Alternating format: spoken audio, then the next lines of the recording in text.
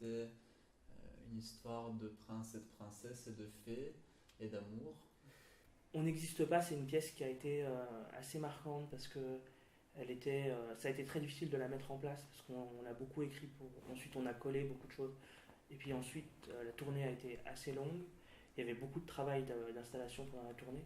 Puis le groupe s'est très bien entendu, donc ça a été assez marquant. On avait été hyper ambitieux. On enfermait le public dans un espace scénique. C'était pas juste la scène, c'est-à-dire grâce au décor, on enfermait le public avec nous. Ce qui permettait de créer une vraie proximité et de jouer dans le public. C'est-à-dire que le public s'installait et puis on arrivait ensuite, non pas sur scène, mais au milieu d'eux, pour ensuite aller sur scène. Et ça, c'était super. C'était une histoire de fées qui était invisible en fait. Il y avait 3 fées sur le plateau qu'on n'était pas censé voir, en tout cas que les autres comédiens n'étaient pas censés voir. Et du coup, tout un tas de personnages gravitaient autour de ces personnages-là. Les seuls qui avaient un rôle bien défini, c'était mes acolytes et moi, les 3 fées. Et les autres membres de l'équipage jouaient différents personnages, différentes scénettes de vie. Et les fées étaient là, un peu en fil rouge, un peu en juge de ce qui se passait autour d'elles, quoi.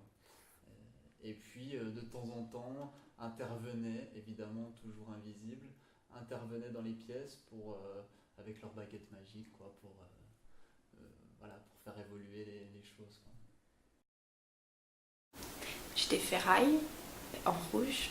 Et donc, Ferraille, cynique, mais finalement, on s'en rendait compte à la fin, plutôt gentille dans le fond, malgré toutes les méchancetés qu'elle envoyait à la figure de ses collègues ou sur les gens pendant tout le spectacle.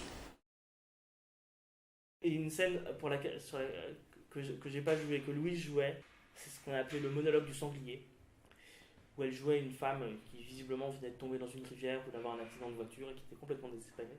Et pour rentrer sur scène, elle se renversait de l'eau froide sur la tête avant de rentrer.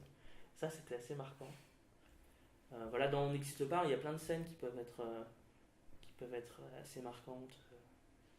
Des scènes d'amoureux qui se disputent.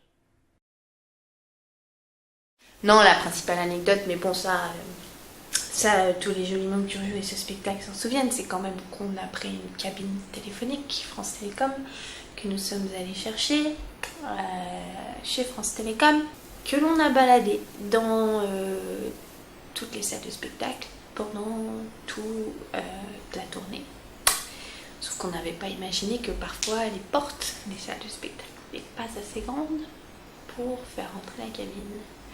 Donc il fallait jouer sans la cabine, qui était un élément essentiel du décor, puisqu'à un moment du spectacle, les 3 fées montaient sur le toit de la cabine.